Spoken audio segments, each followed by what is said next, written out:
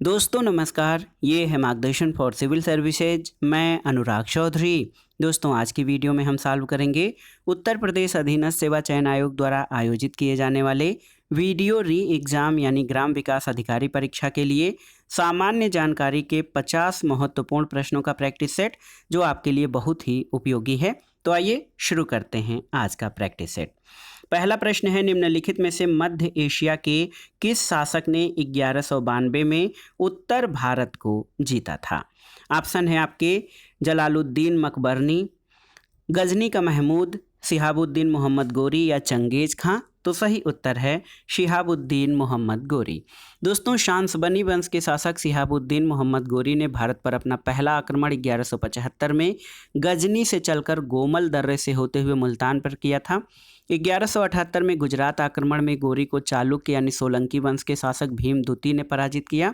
इसके बाद 1191 में मोहम्मद गोरी को पृथ्वीराज चौहान ने तराइन के प्रथम युद्ध में पराजित किया, लेकिन 1192 में तराइन के द्वितीय युद्ध में गोरी ने पृथ्वीराज चौहान को परास्त कर उत्तर भारत को जीत लिया था। मोहम्मद गोरी भारत में विजित अपने प्रदेशों की जिम्मेदारी कुतुबुद्दीन ऐबक को सौंपकर जो है वापस चला गया था। अगला प्रश्न है दोस्तों, संगम युग में उरैयूर किस लिए विख्यात था? आपको बताना है। तो सही उत्तर है संगम युग में उरैयूर कपास के व्यापार का महत्वपूर्ण केंद्र था। तो याद रखिएगा, संगम काल में उरैयूर सूती वस्त्र और कपास के व्यापार के लिए प्रसिद्ध था।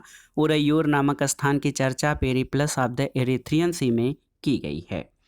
अगला प्रश्न है, साइमन कमीशन के आने के विरुद्ध भारतीय जन आंदोलन क्यों हुआ? तो बहुत ही आसान सा प्रश्न है जो आपसे पूछा गया है। तो सही उत्तर हो जाएगा साइमन कमीशन में कोई भी सदस्य भारतीय नहीं था, इसीलिए साइमन कमीशन का विरोध हुआ था। साइमन कमीशन की अध्यक्षता में गठित 7 सदस्यीय साइमन आयोग में सभी सदस्य अंग्रेज थे, इसलिए कांग्रेसियों ने इसे श्वेत कमीशन या व्हाइट कमीशन कहा था। 27 दिसंबर 1927 को मद्रास में हुए कांग्रेस के वार्षिक अधिवेशन में, जिसकी अध्यक्षता यमे अंसारी ने की थी, उसमें साइमन कमीशन के पूर्ण बहिष्कार का निर्णय लिया गया था। अगला प्रश्न है, अस्थाई बंदोबस्त या परमानेंट सेटलमेंट किसके साथ किया गया? जमींदारों के, ग्रामीण समुदाय, मुकद्दमों के साथ या किसानों के साथ? तो सही उत्तर है जमींदारों के साथ, ऑप्शन ए। दोस्तों अस्थाई बंदोबस्त ब्रिटिश कंपनी के गवर्नर जनरल लॉर्ड कॉर्नवालिस ने 1793 में शुरू किया था, और इस आंदोलन में राजस्व का अनुबंध किसानों के बजाय जमींदारों के साथ किया जाना था। इसके बंदोबस्त के अंतर्गत भारत का 19% क्षेत्र शामिल था। अगला प्रश्न है, निम्नलिखित में से किस आंदोलन के कारण भारतीय राष्ट्रीय कांग्रेस का विभाजन हुआ, जिसके परिणाम स्वरूप नरम दल और गरम दल का उद्भव हुआ? तो सही उत्तर क्या हो जाएगा? स्वदेशी आंदोलन। स्वदेशी आंदोलन 1905 है, और आप जान लीजिए स्वदेशी आंदोलन की शुरुआत बंगाल विभाजन के परिणाम स्वरूप 1905 में हुई थी, जिसमें ब्रिटिश वस्तुओं का बहिष्कार किया गया और स्वदेशी उत्पादन को प्रोत्साहन दिया गया था। अगला प्रश्न है, इनमें से किसने अप्रैल 1930 में नमक कानून तोड़ने के लिए तंजौर तट पर एक अभियान संगठित किया? वी.ओ. चिदम्बरम पिल्लई, सी राजगोपालाचारी, के कामराज या एनी बेसेंट? तो सही उत्तर है सी राजगोपालाचारी, ऑप्शन बी। आप जानते हैं दोस्तों, महात्मा गांधी ने 12 मार्च 1930 को प्रसिद्ध दांडी मार्च प्रारंभ किया, और उन्होंने साबरमती आश्रम से 78 चुने हुए साथियों के साथ सत्याग्रह के लिए कूच किया। 24 दिनों की लंबी यात्रा के बाद उन्होंने 6 अप्रैल 1930 को दांडी में सांकेतिक रूप से नमक कानून भंग किया, और इस तरह से नमक कानून तोड़कर उन्होंने औपचारिक रूप से सविनय अवज्ञा आंदोलन शुरू किया था। और तमिलनाडु में गांधीवादी नेता सी राजगोपालाचारी ने अप्रैल 1930 में तिरुचेनगोड आश्रम से तिरुचिरापल्ली के वेदारण्यम तक की यात्रा नमक कानून तोड़ने के लिए की थी। अगला प्रश्न है दोस्तों, गंगा के मैदान की पुरानी कछारी मिट्टी क्या कहलाती है? तो सही उत्तर क्या हो जाएगा? सही उत्तर हो जाएगा बांगर। बांगर वह ऊंचा भाग है जहां नदियों की बाढ़ का जल नहीं पहुंचता। ये पुरानी जलोढ़ मिट्टी द्वारा बना हुआ होता है, और इसमें कैल्शियम की प्रचुरता होती है। अगला प्रश्न है, निम्नलिखित में से किसने अपने बादशाह पति के लिए मकबरे का निर्माण करवाया था? तो सही उत्तर है हाजी बेगम ने। आप जान लीजिए कि दिल्ली में हुमायूं के मकबरे का निर्माण हुमायूं की बेगम या पत्नी और अकबर की सौतेली मां हाजी बेगम ने 1564 में करवाया। इस मकबरे का नक्शा ईरानी वास्तुकार मीरक मिर्जा गियास ने बनाया था, और सफ़ेद संगमरमर से निर्मित गुंबद वाला ये भारत का पहला मकबरा है। स्वयं हुमायूं ने 1533 में दिल्ली में दीन पनाह नामक नगर की नींव रखी थी। अगला प्रश्न है दोस्तों, स्वतंत्र भारत के प्रथम भारतीय गवर्नर जनरल कौन थे? तो आसान सा प्रश्न है। सी राजगोपालाचारी को स्वतंत्र भारत का प्रथम भारतीय गवर्नर जनरल बनाया गया था। और स्वतंत्र भारत के पहले गवर्नर जनरल लॉर्ड माउंटबेटन थे, जबकि स्वतंत्र भारत के प्रथम और अंतिम भारतीय गवर्नर जनरल चक्रवर्ती राजगोपालाचारी थे। अगला प्रश्न है, भारत के राज्यों का निम्नलिखित में से कौन सा एक युग में सबसे पूर्वी और सबसे पश्चिमी राज्य को इंगित करता है? तो सबसे पूर्वी राज्य भारत का अरुणाचल प्रदेश है और सबसे पश्चिमी गुजरात। ऑप्शन डी आपका सही उत्तर हो जाएगा। तो याद रखिएगा, भारत का अरुणाचल प्रदेश सबसे पूर्वी और जो गुजरात है वो सबसे पश्चिमी राज्य है। अगला प्रश्न है दोस्तों, हमारी आकाशगंगा के केंद्र की परिक्रमा करने में सूर्य को कितना समय लगता है? 5 करोड़ वर्ष, 10 करोड़ वर्ष, 20 करोड़ वर्ष या 25 करोड़ वर्ष? तो सही उत्तर हो जाएगा 25 करोड़ वर्ष। हमारा सौरमंडल आकाशगंगा के बाहरी इलाके में है और इसके केंद्र की परिक्रमा कर रहा है। इसे एक पूरी परिक्रमा करने में 22.5 से 25 करोड़ वर्ष लग जाते हैं। अगला प्रश्न है दोस्तों, आग्नेय चट्टानों के निम्नलिखित में से कौन सा कथन सत्य है?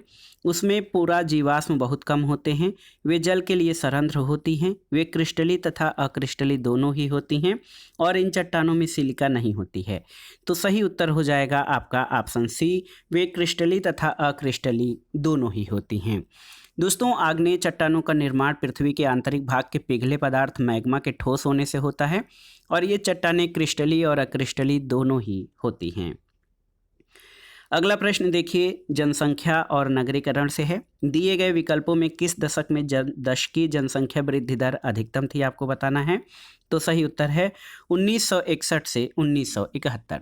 देश की जनसंख्या में सर्वाधिक वृद्धि 1961 से 71 के दशक में 24.80% हुई थी और 2001 से 2011 के दशक में 10 की वृद्धि दर 17.7% रही है।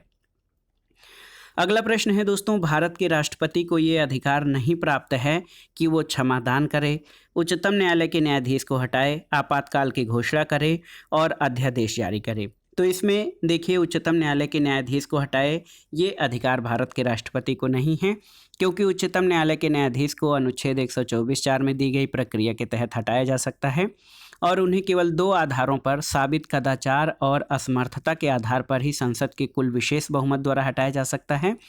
आप जानते हैं दोस्तों, संघ की कार्यपालिका शक्ति राष्ट्रपति में होती है और संविधान के अनुच्छेद 72 के तहत राष्ट्रपति को किसी अपराध के लिए दोष सिद्ध ठहराए गए व्यक्ति को दंड को क्षमा, प्रलंबन, विराम या परिहार करने की अथवा दंडादेश के निलंबन, परिहार या लघुकरण की शक्ति प्राप्त है। इसके अलावा राष्ट्रपति आपातकाल की घोषणा भी करते हैं और संसद के दोनों सदनों के जो है सत्र में न रहने पर किसी विशेष कानून के बनाए जाने पर अध्यादेश भी जारी करते हैं। अगला प्रश्न है, निम्नलिखित में से कौन सी एक 2001 से 11 के दशक में भारत की जनसंख्या की 10 की वृद्धि दर रही है? तो आप जानते हैं 17.64% जो है ये भारत की जनसंख्या की 10 की वृद्धि 2001 से 2011 के दौरान रही है। अगला प्रश्न है दोस्तों, लोकसभा चुनाव का कोई प्रत्याशी अपनी जमानत खो देता है, यदि उसे प्राप्त न हो सके कितना मत? तो सही उत्तर हो जाएगा, लोकसभा के प्रत्याशी को अपनी जमानत बचाने के लिए वैध मतों का 1/6 भाग प्राप्त करना होता है। तो आप देख लीजिए, ऑप्शन डी आपका सही उत्तर हो जाएगा, 1/6 भाग प्राप्त करना होता है जमानत बचाने के लिए। अगला प्रश्न है दोस्तों, संघीय मंत्रिपरिषद के मंत्री उत्तरदायी होते हैं किसके प्रति? तो सही उत्तर है, संघीय मंत्रिपरिषद के मंत्री जो है केवल लोकसभा के प्रति उत्तरदायी होते हैं। ऑप्शन डी आपका सही उत्तर है। भारतीय संविधान के अनुच्छेद 75(3) के अनुसार मंत्रिपरिषद लोकसभा के प्रति सामूहिक रूप से उत्तरदायी होती है। कोई भी मंत्री व्यक्तिगत रूप से अनुच्छेद 75(2) के अनुसार राष्ट्रपति के प्रसाद पर्यंत ही अपना पद धारण करता है। अगला प्रश्न है, आम चुनाव में मतदान की आयु 21 वर्ष से घटाकर 18 वर्ष कब की गई थी? तो याद रखिएगा, 61वें संविधान संशोधन अधिनियम 1989 के द्वारा मत देने की जो है मतदान की न्यूनतम आयु सीमा 21 वर्ष से घटाकर 18 वर्ष कर दी गई है। अगला प्रश्न है दोस्तों, भारतीय संविधान की 10वीं अनुसूची का संबंध किससे है? तो ये दल बदल विरोधी कानून से संबंधित है भारतीय संविधान की 10वीं अनुसूची। और आप जान लीजिए कि मूल संविधान में 8 अनुसूचियों की व्यवस्था की गई थी, वर्तमान में 12 अनुसूचियां हैं। और संविधान के प्रथम संशोधन द्वारा 9वीं अनुसूची जोड़ी गई और 35वें संविधान संशोधन द्वारा 10वीं अनुसूची जोड़ा गया। 36वें के द्वारा 10वीं अनुसूची को समाप्त किया गया। 52वें संविधान संशोधन के द्वारा 10वीं अनुसूची को पुनः जोड़ा गया और संविधान के 5वीं अनुसूची में अनुसूचित क्षेत्रों और अनुसूचित जनजाति क्षेत्रों के प्रशासन के संबंध में प्रावधान किया गया है। 8वीं अनुसूची में संविधान द्वारा मान्यता प्राप्त 22 भाषाएं हैं और 10वीं अनुसूची दल बदल संबंधी कानून को शामिल किया गया है। अगला प्रश्न है दोस्तों, अंत्योदय कार्यक्रम का उद्देश्य क्या है? देखिए, अल्पसंख्यकों का विकास, दलितों की उन्नति, गरीब में सबसे गरीब की सहायता या गरीबी का पूर्ण उन्मूलन। तो सही उत्तर है गरीबों में सबसे गरीब की सहायता। ये अंत्योदय कार्यक्रम का उद्देश्य है। अगला प्रश्न है दोस्तों, संविधान में मंत्रिमंडल या कैबिनेट शब्द का प्रयोग एक ही बार हुआ है, वो है अनुच्छेद 352, 74, 356 या 76 में। तो सही उत्तर है अनुच्छेद 352 में, ऑप्शन ए आपका सही उत्तर हो जाएगा। भारतीय संविधान के अनुच्छेद 352(3) में केवल एक जगह मंत्रिमंडल या कैबिनेट शब्द का उल्लेख किया गया है और इसमें कहा गया है कि राष्ट्रपति तब तक उद्घोषणा जारी नहीं करेगा जब तक कि केंद्रीय मंत्रिमंडल उन्हें लिखित रूप से सूचित नहीं करता कि ऐसी घोषणा की जानी है। अगला है कि डायनेमो किस विधि पर आधारित है? तो उत्तर है डायनेमो जो है ये यांत्रिक ऊर्जा को विद्युत ऊर्जा में परिवर्तित करता है। ऑप्शन बी आपका सही उत्तर है। अगला प्रश्न है दोस्तों, आकाश नीला लगता है क्यों? तो आप जान लीजिए, आकाश नीला इसलिए लगता है क्योंकि ये लघु तरंग दीर्घ तरंगों की अपेक्षा वायुमंडल द्वारा अधिक प्रकीर्ण होती है। और आप जान लीजिए, नीला रंग अल्प तरंग धैर्य होने के कारण दीर्घ तरंगों की अपेक्षा अधिक प्रकीर्णन के कारण आकाश में बिखर जाता है और इसके चलते आकाश का रंग नीला दिखाई देता है। अगला प्रश्न है, रेडियोधर्मी पदार्थ उत्सर्जित करता है अल्फा किरण, बीटा किरण, गामा किरण या उपरोक्त सभी? तो सही उत्तर है उपरोक्त सभी, ऑप्शन डी। दोस्तों, रेडियोधर्मी पदार्थ से अल्फा बीटा और गामा किरणों का उत्सर्जन होता है और जब किसी रेडियो एक्टिव पदार्थ से अल्फा बीटा और गामा कण उत्सर्जित होते हैं तो उसके परमाणु भार व परमाणु क्रमांक बदल जाते हैं और किसी नए तत्व का जन्म होता है। अगला प्रश्न है, पीतल में कौन कौन सी धातुएं होती हैं? आपको बताना है। तो सही उत्तर है पीतल में 70% जस्ता और 30% तांबा होता है। तो सही उत्तर ऑप्शन डी हो जाएगा, तांबा और जस्ता। ऑप्शन डी 70% जस्ता और 30% जो है तांबा होता है पीतल में। अगला प्रश्न है दोस्तों, सबसे लंबा जीवित वृक्ष कौन सा है? यूकेलिप्टस, सिकोया, देवदार या परांग? तो सही उत्तर क्या हो जाएगा? सिकोया। सबसे लंबा जीवित वृक्ष सिकोया है। ये संयुक्त राज्य अमेरिका के उत्तरी कैलिफोर्निया में पाया जाता है। इसकी लंबाई लगभग 379 फीट या 115 मीटर है। ये नग्न बीजी पादप है। यूकेलिप्टस या सफ़ेदा एक लंबा आवृत बीजी वृक्ष होता है। भूगर्भ जल की अधिक मात्रा अवशोषित करने के कारण पर्यावरण की दृष्टि से जो है यूकेलिप्टस को आतंकवादी कहा जाता है। अगला प्रश्न है, भ्रूण या इम्ब्रियो किस में मिलता है? फूल में, पर्ण में, बीज में या कली में? तो सही उत्तर है बीज में। भ्रूण बीज में मिलता है और इस समूह के पौधे में बीज फल के अंदर होते हैं। इनके पौधों में जड़, पत्ती, फूल, फल और बीज सभी पूर्ण विकसित होते हैं। बीज के आधार पर विभाजन 2 प्रकार से होते हैं, एक बीजपत्री पौधे और द्विबीजपत्री पौधे। अगला प्रश्न है दोस्तों, प्रकाश संश्लेषण होता है न्यूक्लियस में, माइटोकॉन्ड्रिया में, क्लोरोप्लास्ट में या पराक्सीसोम में? तो सही उत्तर है दोस्तों, प्रकाश संश्लेषण या फोटोसिंथेसिस की क्रिया क्लोरोप्लास्ट में होती है। अगला प्रश्न है, पॉली हाउस का प्रयोग किया जाता है किसके लिए? पौधों को उगाने के लिए, अनाज के भंडारण के लिए, सब्जियों के भंडारण के लिए या उपर्युक्त में से कोई नहीं? तो सही उत्तर है पॉली हाउस का प्रयोग पौधों को उगाने के लिए किया जाता है और आप जान लीजिए इसका उपयोग ताप, आर्द्रता, प्रकाश से नियंत्रित करने के लिए किया जाता है और ये पौधों के उगाने में प्रयुक्त होता है। अगला प्रश्न है दोस्तों, आसान सा प्रश्न है कि भारत की श्वेत क्रांति का जनक किसे कहा जाता है? डॉक्टर कुरियन बर्गीस को। भारत में दुग्ध व्यवसाय के विकास के लिए कृषि और सहकारिता विभाग द्वारा ऑपरेशन फ्लड नामक एक अभियान चलाया गया था। इसके जनक कोरियन वर्गीज हैं और ऑपरेशन फ्लड को श्वेत क्रांति भी कहा जाता है। अगला प्रश्न है दोस्तों, गुलाबी कीड़ा या पिंक बाल वार्म किस फसल का शत्रु है? सरसों, कपास, चना या भिंडी? तो सही उत्तर है कपास। ऑप्शन बी आपका सही उत्तर हो जाएगा। गुलाबी कीट कपास की फसल का मुख्य कीट है। इसका वैज्ञानिक नाम पिक्टिनोफोरा गासीपेला है और इस कीट का सबसे पहले प्रकोप मुंबई में सन 1842 में हुआ था। कीट की सुंडी अवस्था हानिकारक होती है और इससे ग्रसित गोले समय के पहले ही खिल जाते हैं अथवा बढ़ जाते हैं। अगला प्रश्न है दोस्तों, मधुमक्खी कॉलोनी के सदस्य एक दूसरे को किस प्रकार पहचानते हैं? तो सही उत्तर क्या हो जाएगा? गंध से, दृष्टि से, नर्तन से या स्पर्श से? तो सही उत्तर है नर्तन से। याद रखिएगा दोस्तों, मधुमक्खी कॉलोनी के सदस्य एक दूसरे को नर्तन से पहचान करते हैं। अगला प्रश्न है, मलेरिया के संबंध में कौन सा कथन सही नहीं है? देखिए, ये परोपजीवी कीट द्वारा पैदा की जाने वाली बीमारी है। ये मच्छरों द्वारा फैलाई जाती है। ये दलदली क्षेत्रों में अधिकतर होती है। इसके इलाज में क्लोरोक्विन का उपयोग होता है। तो गलत कथन इसमें बताना है ऑप्शन ए, ये परजीवी कीट द्वारा पैदा होने वाली बीमारी है, तो गलत है, क्योंकि मलेरिया जो है एनाफिलीज मादा मच्छर के काटने से होता है। प्लाज्मोडियम परजीवी मादा एनाफिलीज मच्छर के काटने से शरीर में प्रवेश करता है, जो लाल रक्त कणिकाओं को प्रभावित करते हैं। अगला प्रश्न है दोस्तों, N.E. बोरलाग को नोबेल पुरस्कार किस क्षेत्र में मिला था? शांति, अर्थशास्त्र, शरीर क्रिया और दवाएं तथा कृषि में? तो सही उत्तर है दोस्तों, N.E. बोरलाग को शांति के क्षेत्र का नोबेल पुरस्कार दिया गया था। नॉर्मन ई बोरलाग को हरित क्रांति का पिता माना जाता है। इन्होंने बौनी गेहूं की किस्मों का विकास किया था, जिससे गेहूं के उत्पादन में बहुत वृद्धि हुई और इनको सन 1970 में कृषि क्षेत्र में योगदान के लिए शांति का नोबेल पुरस्कार दिया गया था। अगला प्रश्न है दोस्तों, पौधों में नाइट्रोजन की कमी के लक्षण सबसे पहले दिखाई देते हैं कहाँ पर? मध्य की पत्तियों में, निचली पत्तियों में, ऊपरी पत्तियों में या उपरोक्त सभी सत्य हैं? तो सही उत्तर है निचली पत्तियों में, ऑप्शन बी। आप जान लीजिए, नाइट्रोजन एक जल उर्वरक है। इसका प्रभाव देने वाली फसलों में सबसे पहले पौधों की निचली पत्तियां सूखना आरंभ होती हैं और धीरे धीरे ऊपर की पत्तियां भी सूख जाती हैं।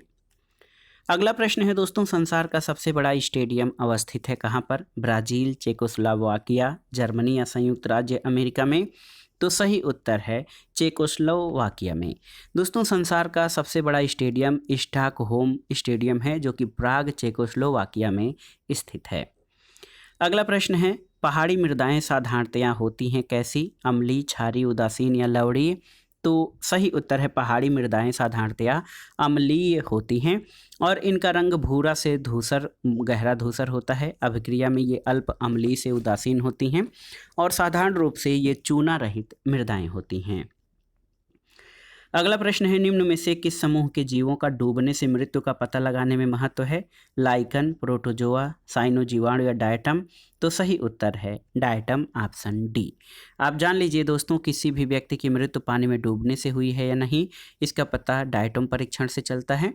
जब कोई व्यक्ति जीवित अवस्था में पानी में डूबता है तो सांस लेने के साथ पानी में पाया जाने वाला डायटम भी उस व्यक्ति के फेफड़ों में चला जाता है और रक्त प्रवाह के साथ यह डायटोम शरीर के विभिन्न अंगों में डायटोम पाए जाते हैं। तो हम कह सकते हैं कि पानी में डूबने से पहले व्यक्ति जीवित था। अगला प्रश्न है दोस्तों, फिटकिरी जो है वो गंदे पानी को किस प्रक्रिया के द्वारा स्वच्छ करता है? तो उत्तर है अस्कंदन, ऑप्शन सी आपका सही उत्तर हो जाएगा। दोस्तों, फिटकिरी का रासायनिक नाम पोटेशियम एल्यूमिनियम सल्फेट होता है। ये एक रंगहीन क्रिस्टली पदार्थ है और इसका प्रयोग रक्तस्राव को बंद करने, जल को शुद्ध करने और चमड़े की रंगाई में होता है। अगला प्रश्न है, भारत में जैव विविधता के ताप स्थल या हॉट स्पॉट कौन से हैं? तो आप जानते हैं दोस्तों, पूर्वी हिमालय और पश्चिमी घाट, ऑप्शन सी आपका सही उत्तर है। पूर्वी हिमालय और पश्चिमी घाट ये भारत में जैव विविधता के हॉट स्पॉट हैं। अगला प्रश्न है दोस्तों, उत्तर प्रदेश का एकमात्र मुक्त विश्वविद्यालय कहाँ पर स्थित है? झांसी, गोरखपुर, इलाहाबाद या आगरा में? तो सही उत्तर ऑप्शन सी, इलाहाबाद यानी प्रयागराज में राजर्षि टंडन मुक्त विश्वविद्यालय स्थित है। अगला प्रश्न है, कर्मा एक लोक नृत्य है, तो आप जानते हैं कर्मा सोनभद्र का लोक नृत्य है। अगला प्रश्न, निम्नलिखित युग्मों में कौन सा सही सुमेलित नहीं है? नोएडा सॉफ्टवेयर और सूचना प्रौद्योगिकी सही है, सीतापुर प्लाईवुड उद्योग सही है, गोरखपुर खेलकूद के सामान बनाने का उद्योग तो सही नहीं है, वाराणसी रेशम उद्योग सही है। दोस्तों गोरखपुर खेलकूद के सामान बनाने के लिए नहीं, बल्कि गोरखपुर टेराकोटा और पक्की मिट्टियों के बर्तन और मूर्तियां बनाने के लिए, जबकि मेरठ खेलकूद के सामान बनाने के उद्योग के लिए प्रसिद्ध है। अगला प्रश्न है, doctor Ambedkar institute of technology for handicapped कहाँ पर स्थित है? तो याद रखिएगा ये कानपुर में स्थित है, doctor Ambedkar institute of technology for handicapped. अगला प्रश्न है, राष्ट्रपति रेसेप तय्यप एर्दोगान ने अमेरिका, फ्रांस और जर्मनी समेत 10 देशों के राजदूतों को देश छोड़ने का आदेश दिया है। ये किस देश के राष्ट्रपति रहे हैं? तो सही उत्तर है तुर्की के।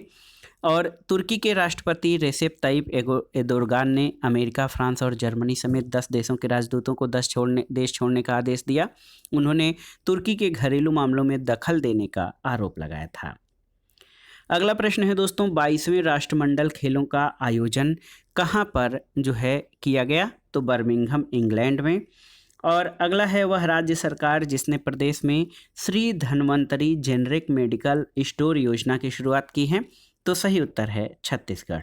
दोस्तों छत्तीसगढ़ राज्य सरकार द्वारा Shri Dhanvantari generic medical store योजना की शुरुआत की गई है। अगला प्रश्न है, मीनू मुमताज का 79 वर्ष की उम्र में निधन हुआ था, वो किस क्षेत्र से संबंधित थी?